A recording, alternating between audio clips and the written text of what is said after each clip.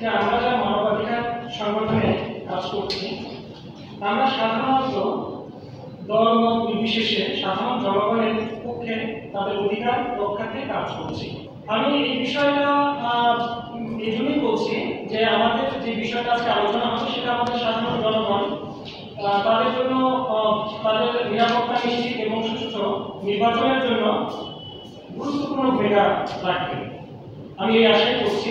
আমরা আজকের এই সংবাদ সম্মেলন থেকে ইন্টারিম সহ আইন শৃঙ্খলা রক্ষাকারী বাহিনী, পাশাপাশি প্রধান নির্বাচন কমিশনার সহ নির্বাচনী কাজে জড়িত সকলকে আমরা একটি মেসেজ দিতে চাই। সামনেই আমরা শুনতে পাচ্ছি ডিসেম্বরে নির্বাচনের তফসিল ঘোষণা হতে পারে। তার তৎকালীন তার পূর্বেই লুণ্ঠিত সকল অস্ত্র উদ্ধার করতে হবে এবং অবৈধ যত অস্ত্র রয়েছে সেগুলো উদ্ধার করে নির্বাচনী পরিবেশ সৃষ্টি করতে হবে এবং ভোটারদের মাঝে যে ভয়ভীতি, ভোটারদের মাঝে নিরাপদে ভোটদানের ক্ষেত্রে যে অনীহা সেটি যাতে দূর করতে হয়, সেই লক্ষ্যে নির্বাচন কমিশনার সভা, সেমিনার, সিম্পোজিয়ামের মাধ্যমে পাশাপাশি মফস্বলীয় যাতে ভোটারদেরকে উদ্বুদ্ধকরণ কর্মের মাধ্যমে তারা যাতে একটি সুস্থ ভোটের পরিবেশ সৃষ্টি করতে পারে, আমরা সে দাবি জানাচ্ছি। আগামী জাতীয় সংসদ নির্বাচনকে সামনে রেখে বাংলাদেশের রাজনৈতিক পরিবেশ এখনো নাজুক ও অনিশ্চিত অবস্থায় আছে। রাজনৈতিক দলগুলোর মধ্যে তীব্র বিভাজন, পারস্পরিক অবিশ্বাস, রাজনৈতিক সহিংসতা ও আইন শৃঙ্খলা অবনতি নির্বাচন প্রক্রিয়াকে ঝুঁকিপূর্ণ করে তুলছে। সরকার একটি শান্তিপূর্ণ ও অংশগ্রহণমূলক নির্বাচন আয়োজনের জন্য সর্বোচ্চ প্রচেষ্টা চালিয়ে যাচ্ছে। এটি প্রশংসনীয়। তবে প্রশাসনিক সক্ষমতা ও মাঠ পর্যায়ে বাস্তব পরিস্থিতি সম্পর্কে যদি সরকার যথাযথভাবে সতর্ক না থাকে এবং সময় উপযোগী কার্যকর পদক্ষেপ গ্রহণে ব্যর্থ হয়, তাহলে সেই প্রচেষ্টার ইতিবাচক ফলাফল ব্যাহত হতে পারে। অপর্যাপ্ত প্রস্তুতি বা প্রশাসনিক সমন্বয়ের ঘাটতি নির্বাচনকালীন স্থিতিশীলতাকে ক্ষুণ্ণ করতে পারে, যার প্রভাবে সরকারের ইমেজ ও কর্মস্থা সংকটে পড়ার আশঙ্কা রয়েছে।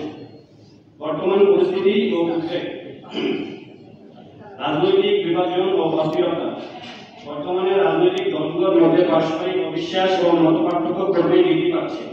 এই পরিস্থিতি ভোটারদের মধ্যে অনিশ্চয়তা ও আতঙ্ক সৃষ্টি করছে, ফলে নির্বাচনী মাঠে সহিংসতার আশঙ্কা বাড়ছে।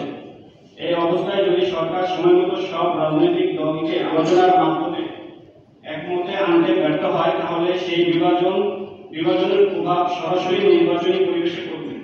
রাজনৈতিক অচলাবস্থা ও অবিশ্বাস পরিণত হতে পারে সংঘাত, সহিংসতা, যা নির্বাচনের শান্তিপূর্ণ ও অংশগ্রহণমূলক চরিত্রকে ব্যাহত করবে। এই পরিস্থিতি শুধু অভ্যন্তরীণ গণতন্ত্রকে দুর্বল করবে না, আন্তর্জাতিক অঙ্গনে বাংলাদেশের নির্বাচন প্রক্রিয়া নিয়ে গুরুতর প্রশ্ন ও অবিশ্বাস সৃষ্টি করতে পারে, যা মানবাধিকার, আইনের শাসন এবং রাষ্ট্রের বৈদেশিক আস্থার উপর নেতিবাচক প্রভাব ফেলবে। আমাদের দাবি, মানবাধিকার সংগঠন হিসেবে আমরা মনে করি একটি শান্তিপূর্ণ, নিরাপদ ও গ্রহণযোগ্য নির্বাচন নিশ্চিত করতে সরকারের অবিলম্বে নিম্নোক্ত পদক্ষেপগুলো গ্রহণ করতে হবে। প্রশাসন ও আইন শৃঙ্খলা বাহিনীর সম্পূর্ণ নিরপেক্ষতা নিশ্চিত করতে হবে। রাজনৈতিক দলগুলোর ন্যায্য দাবি ও উদ্বেগ সমাধানে জাতীয় সংলাপের মাধ্যমে রাজনৈতিক বিভাজন দূর করতে হবে। লুণ্ঠিত ও অবৈধ অস্ত্র উদ্ধারে অবিলম্বে কার্যকর, কঠোর এবং সম্মিলিত উদ্যোগ গ্রহণ করুন, যাতে একটি শান্তিপূর্ণ, সুষ্ঠু ও নিরাপদ নির্বাচন নিশ্চিত করা যায়।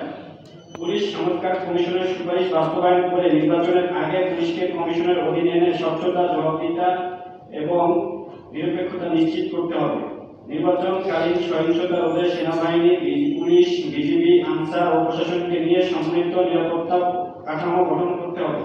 রাজনৈতিক অর্থায়নের স্বচ্ছতা ও জবাবদিহি প্রতিষ্ঠা, অনৈতিক অর্থ ব্যবহার রোধে রাজনৈতিক অর্থায়নকে স্বচ্ছ, আইনসম্মত ও মানবাধিকার সম্মত কাঠামোর মধ্যে আনতে হবে।